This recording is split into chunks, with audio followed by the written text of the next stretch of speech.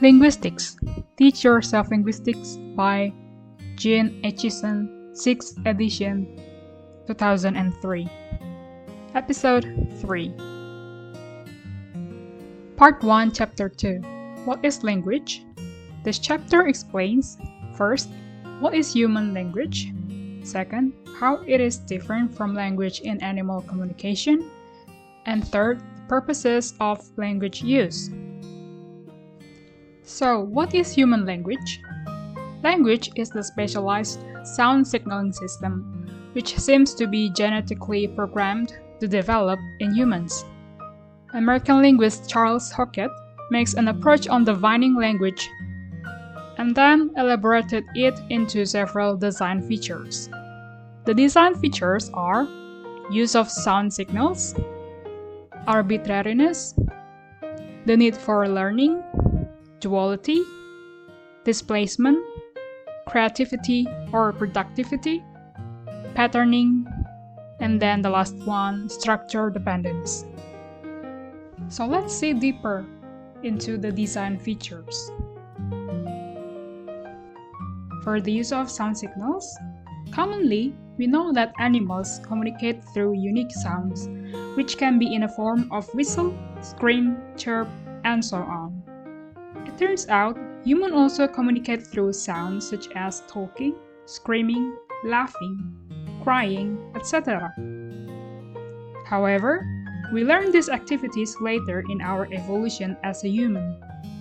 The reason is because the organs that we use for communicating are used mainly for survival activities. The organs are lungs, teeth, lips, tongue, and vocal cord.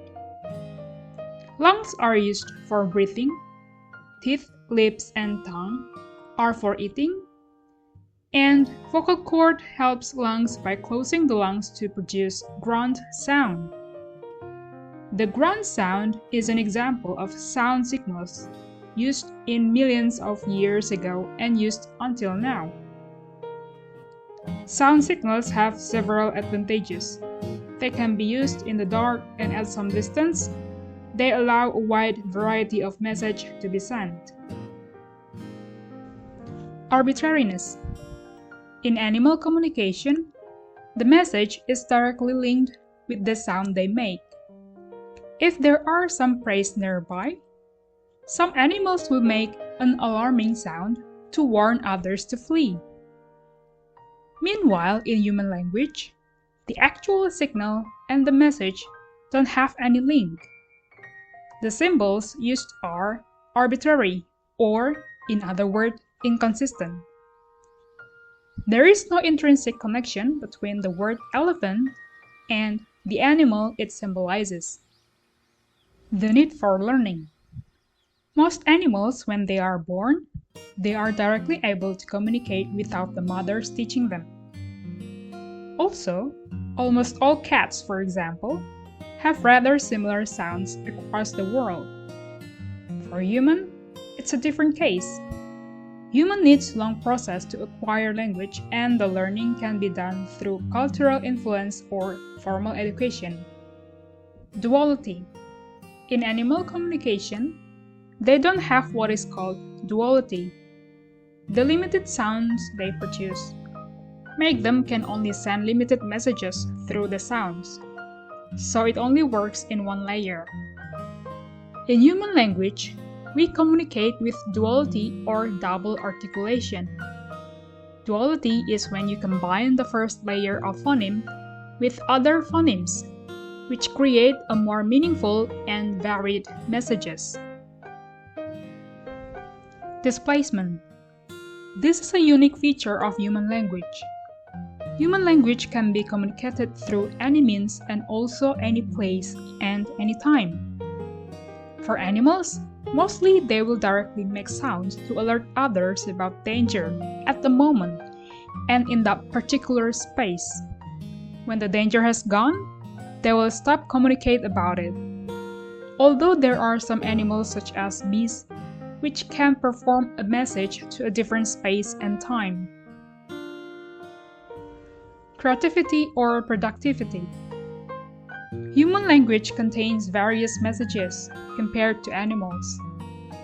Mostly for animals, their communication is limited to when they are threatened, in mating season, happy, or upset.